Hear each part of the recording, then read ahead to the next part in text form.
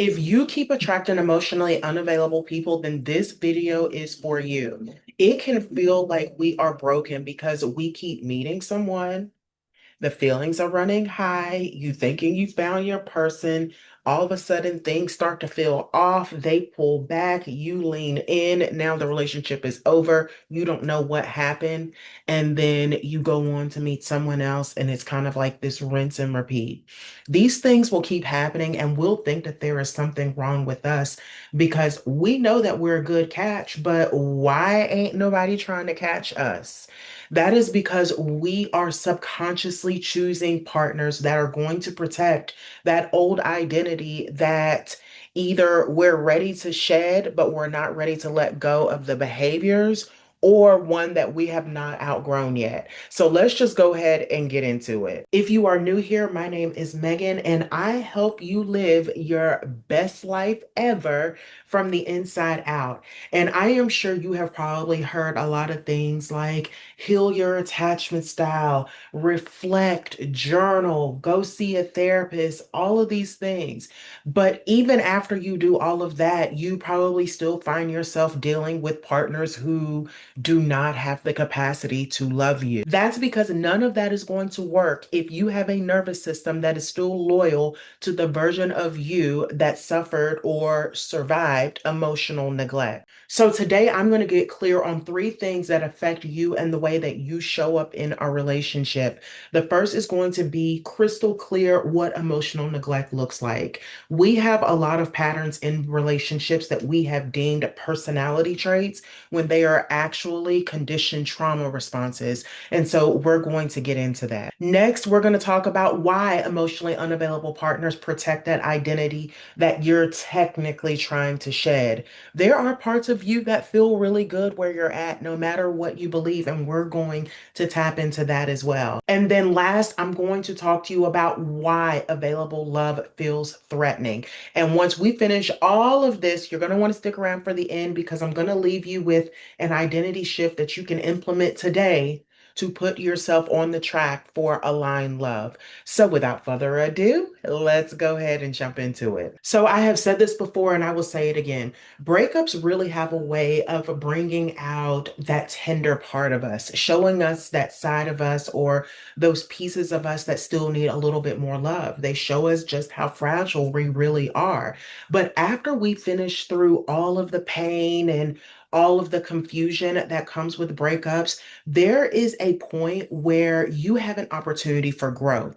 And I'm not just talking about any kind of growth, I am talking about exponential growth. We are able to evolve ourselves through the reflection of other people, mostly through our romantic relationships, because romance is what highlights some of our childhood woundings. I mean, honestly, any kind of relationship will highlight your childhood wounding, to be completely real with you. But we notice it more in romantic relationships because there's a certain vulnerability that we have on the line, that we don't necessarily have with our friendships. So if you are anything like me, then, or I should say, if you are anything like how I was, then you probably felt like you were in this endless cycle of potential dating, they lose interest, you don't know what happened, and then it's on to the next, rinse and repeat.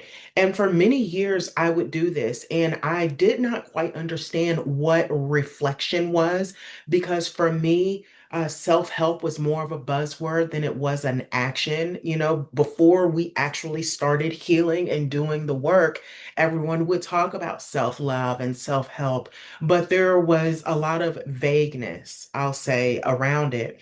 And so I spent many years just jumping from not even relationship to relationship, but just like from date to date to date, hoping that eventually I would get it right. I am a victim a victim of Disney. And, me thinking that that one guy is going to come along and he's going to save me. And I'll know when it's true love because our hearts will stop in the middle of the street. Our eyes will lock and we'll just know. And, all of that other. crap that they feed us. I was dead set on that happening. So when these relationships didn't work out, I never thought for a second, oh, it's because of me or I had something to do with this because how could I have anything to do with it? I'm perfect. Okay, obviously I'm not perfect, but I will say this. I am a lover girl naturally. And so for me, when I don't know if you all can hear, there is a dog barking right outside my window and like anyway, so I am naturally a lover girl, or at least that's what I assumed. So whenever I liked someone, I just thought that, you know what? I am that girl that shows up. I'm that one that jumps right into wifey mode before we even have a label on it. And that's just who I am. And I'm not just a lover girl. I love love in general. Like I love rom-coms. I'm all about the cheesy Christmas movies. I'm not deep into the Hallmark because, like, let's be real. Like, but those BET Tyler Perry movies, I mean, like, I do, I love love. But it wasn't until I started finally healing myself that I realized that it is not normal to get into a relationship or to have a connection and to already be planning where your destination wedding is going to be, or to already have this vision in your head of how you could seamlessly, collide you all's lives. That is the behavior of someone who has needs that have not been met and they are looking to their romantic partner to have them met. And this all stems from emotional neglect in childhood. Now, I want to make this crystal clear because I find with a lot of the clients that I work with that they're very hesitant to own the word neglect because of how heavy it feels, and they don't want to throw their parents under the bus. They want to make sure that I know that their parents love them. And I want to make this very clear is that many of the issues that we come from that we deal with don't come from homes where there was a lack of love. Now, obviously, there are situations where there was those hardcore, those big T traumas where you had neglect and abuse and abandonment playing out. But a lot of the people that are dealing with childhood woundings did not come from homes that lacked in love. And that's because it takes more than love to actually raise a kid. So when we think about emotional neglect looks like a parent who just could not show up for you. Maybe they were very comfortable with you when you were happy and smiling, but whenever you were sad, it was go to your room or go to the bathroom and fix your face, or it was figure it out yourself, or you're too emotional, or, whatever. When you have a parent or a primary caretaker, whomever, in your home that is minimizing your feelings or refusing to show up for any emotion, whether it be happiness or sadness, then that is emotional neglect.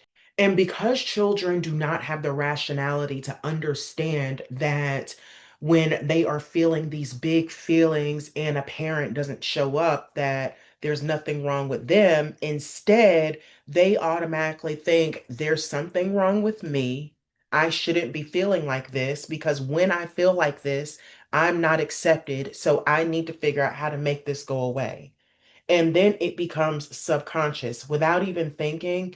You're stuffing down those feelings. You're having to be the strong one. You're being the hyper independent one. You're being the one that everyone can always call on, but you're not the one that ever has someone to take care of you. Being the strong one, being the one that no one has to worry about comes with a price. Now, that price shows up in your relationships. You are so used to ignoring your own feelings that you subconsciously will continue to choose partners that will perpetuate you ignoring your own feelings. They'll start ignoring your feelings too. So, what does emotional abandonment look like in a relationship for you? It's going to look like you giving more than what you feel comfortable, but you not realizing until after the fact. I can't tell you how many times I was giving, giving, giving because I wanted to be useful, I wanted to be accepted, I wanted to be liked. And then after the fact, I'm like, I don't even want to do that. Like, I don't even want to go. I don't even want them here, whatever. So when you are completely detached, and I'll get into this a little bit later in the video, but when you are completely detached from yourself because you're constantly trying to please other people, then you aren't fully aware of what it is that you are feeling, which means that you will find yourself making a lot of promises for things that you really don't even want to follow through with, minimizing your needs until they disappear. So now we don't have you just saying yes when you really want to say no. Now it's you acting as if what it is that you need isn't even important anyway. This could look like you getting into an argument. You know what? I'm not going to say this could look like. I'm going to give you a personal example. So for me in relationships, I don't believe in going to bed mad. I know me, I know how anxiety works for me, and I know that if we get into a disagreement, I have to go to bed mad. I ain't going to sleep. I'm going to lay in bed, I'm going to toss and turn. So when I get into a relationship, that is something that I will talk about. So let's just say that that is a requirement that you have, but you're afraid to vocalize that out of fear that they're going to say, well, I have no problem going to bed mad. And they do it anyway. That's you minimizing your emotional needs. For me, not going to bed mad is reassurance, it's support. That's what I need to know that we will be okay. When you're with someone and you're not willing to vocalize the things that you need to be okay, obviously within reason, your partner can't be your only source of happiness. But when you are in a relationship and you are unwilling or you don't feel comfortable in vocalizing what you need to be okay, then that is emotional abandonment, emotional neglect. You are neglecting your own emotions, your own needs in an attempt to win someone else. You're placing someone else's emotional needs ahead of yours. Not even just in playing out on the things that you need to say that you don't say, but it also plays out in the things that you accept. I was working with someone that was dating someone that never got her any presents. Christmas came around, birthday came around, and never got anything. And now, for some people, presents aren't a big deal, but for her, they were. For me, they are. And every time a holiday came around and she didn't get a present, she never said anything. She never said that this is something that's important to me. That would be minimizing your own needs. Because as simple as we think that these things are, all of these things amount to the greater whole, and that whole being you. The next, and I know that this is going to get a few of you, but confusing intensity for intimacy, going from 0 to 100 real quick. Okay, that is emotional abandonment. You cannot go from 0 to 100. You cannot know for sure if this person is going to be your spouse or any of that. And I'm not saying love at first sight doesn't exist, because I do believe that people have those encounters. But what I am saying is that we are not basing this off of the exception. We're basing this off of the rule.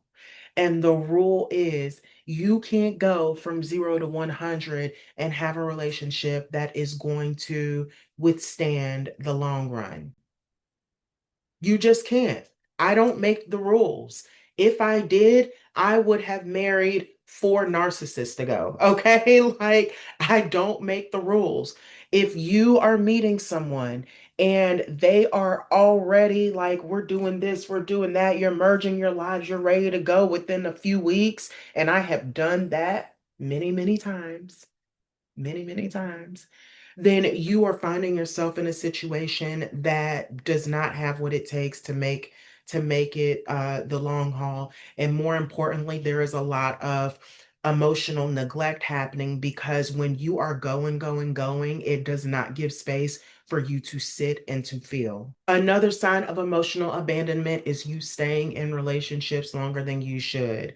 This person has already shown you that they ain't it, but you don't want to let go because either A, you're afraid you're going to end up alone forever. I've been there. Or B, you're hoping that eventually they're going to turn around, that they're going to be the person that you met in the beginning and that everything is going to be great. That is emotional abandonment because that person is showing you exactly who they are and what they think of you. And instead of you honoring the little person in you that wants to be protected, you're continuing to place them in a space where they do not feel emotionally safe. And I just want to make this PSA for anyone who is in the latter of those two situations. The very best of anyone that you will ever see is in the beginning. So if you are with someone and you do not like the way they are treating you, then you need to ask yourself, am I okay being loved like this forever? Because you're not going to get who you got on date one or date two. You can't wait for someone to revert back to their original programming. Like, that's not the way relationships work. We always show up as our best selves in the beginning because we have nothing to lose. We don't have anything on the line and we have everything to gain. So there is no way to get back to that because now they know exactly who you are. They know what's on the line. They know what they have to win. They know what they have to lose. They know that if they feel like losing you is really losing or not. And then the last way that I'm going to name on how we emotionally neglect ourselves is that you are emotionally sensitive. You are hyper aware of what everyone else is feeling. You can sense other people's moods before they even tell you what they're feeling.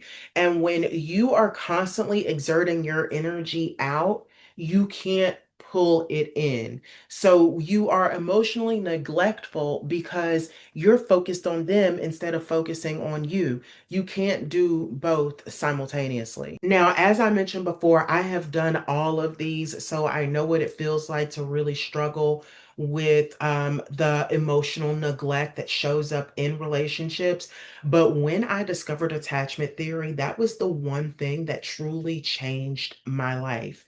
And speaking of attachment theory, all of these are signs of someone who is anxiously attached. If you do not know anything about attachment theory, I will just give you a brief overview. I have some other videos on my page that go into deeper detail about this, but anxious attachment is one of the four attachment styles. I was about to say attachment signs. Is one of the four attachment styles, and anxious attachment is characterized by a strong fear of rejection and abandonment. So that plays out so many different ways in a relationship. It can play out like the ways that I just mentioned. It can also play out in just like constant need for reassurance, constantly needing to be close, whether it be physically, constantly analyzing text messages or needing to send text messages or constantly thinking about them. I feel like I'm saying constantly a lot, but I mean, constantly is kind of the buzzword of anxious attachment. So if you don't know anything about attachment theory, but what I just mentioned about emotional neglect resonates with you, I highly advise you check out my video on attachment theory. And I also have another video on anxious attachment, and I will link both of those videos in the description box below.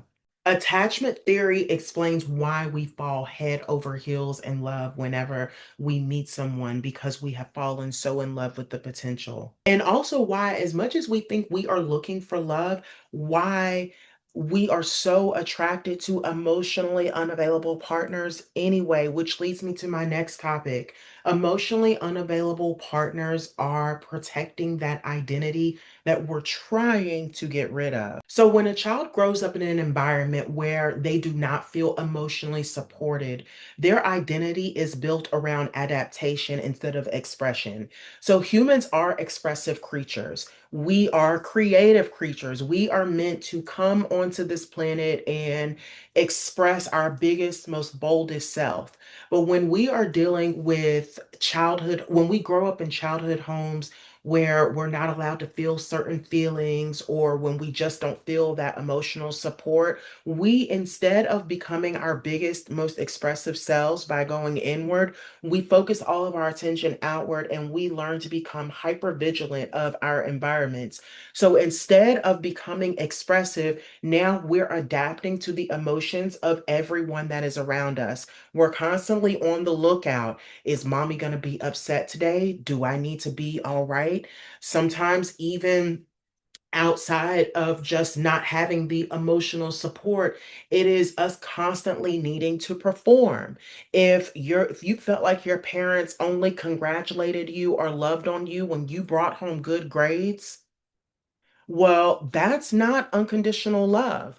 At least that's not the way it's perceived to you. That teaches you that in order for you to be loved, you need to perform, you need to produce. So those are a few different examples of how children that grow up in childhood homes where there is any kind of emotional neglect or abandonment, how they become more adaptive than expressive than anything else.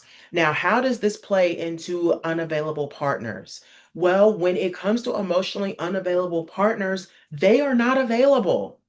They're not available. What does availability mean? It does not just mean that they are available to love you. It means that they are available to hold your emotions. They are available to take in your interests. They are available to include themselves in your life.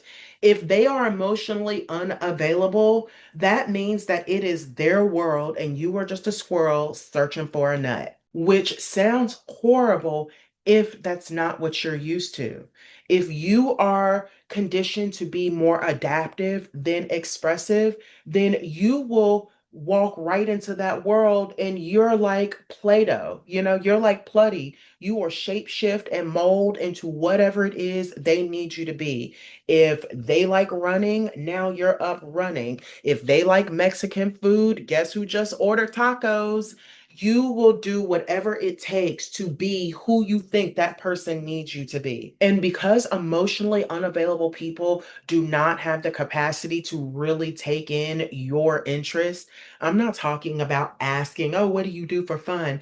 I'm talking about genuinely expressing an interest in the things that excite you.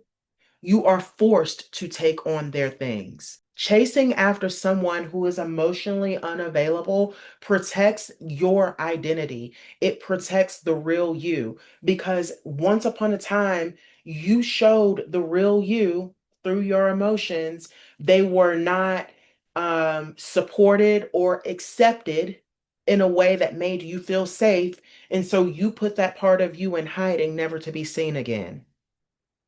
When you are dealing with someone who is emotionally unavailable, then they just perpetuate that because they don't want to see the real you anyway. They want your company, but they don't want the responsibility of actually taking care of you. And while things like that are painful to hear, those are the things that we become conditioned to accepting. Because the person who is trying to protect an old identity through emotionally unavailable partners is saying that I remain connected by not needing. Those are the subconscious thoughts. Or I am valued for being easy and understanding. Love is not something that you orient around. Love is something that orients around you. So when you reach that threshold of no longer feeling safe, no longer feeling comfortable, that is when either A, you are having a conversation, or B, you are leaving. Unavailable love continues to feel safe for you because they require patience. They require support. They require someone who's going to show up for you. And those are all of the things that you have been conditioned to believe that you have to do in order to be accepted. Now, these things do not feel good for you, and that's not what the subconscious is for. The subconscious isn't there to understand what emotions feel good and what emotions feel bad. The subconscious is only there to keep you in familiar territory. So while it may be hurtful to always be with people who need something from you, if that is what is familiar to you, then that is what you will always gravitate toward. Now, I know this is going to be a hard pill for some people to swallow, because if you are anxiously attached, or if you resonate with anything that I have mentioned in this video, then I know that you're probably thinking, I'm looking for real love. I want a real relationship. I'm tired of the fuck boys. I'm tired of the games. But here's a kicker. You can't be looking for real love if you're still chasing unavailable partners. Because the reality is that real love probably feels threatening to you. The only reason why you are searching for real love in an unavailable partner is because they are unavailable. They have given you a taste of what real love could look like, and now they are physically no longer available. That's why nervous system regulation is so important, because when you have a regulated nervous system, even when they are showing up available, you'll be able to feel that threat. See, you can't feel it now because there's a part of you that is detached. But when you start to do the inner work and you're reflecting and you're dropping into your body, and you're less worried about what other people are wanting and more worried about what you need, you feel those threats. You're not paying more attention to the smile across the table than the little funny feeling in your gut.